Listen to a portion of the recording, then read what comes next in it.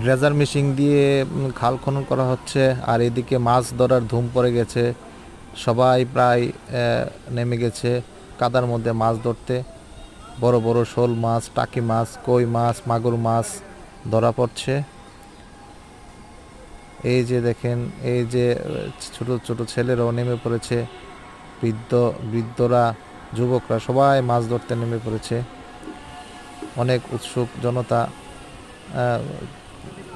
খালের পাড়ে দাঁড়িয়ে দাঁড়িয়ে দেখছে কি মাছ ধরা পড়বে। বড় কোনো মাছ কি ধরা পড়েছে? এই যে বাইটি কাদার মধ্যে এই যে চেষ্টা করতেছে মাছ ধরার জন্য। দেখা যাক মাছ ধরতে পারে কিনা। এই যে এইদিকেও মাছ ধরার চেষ্টা করছে। এই যে মাছ, আদৌ কি মাছ পাবে?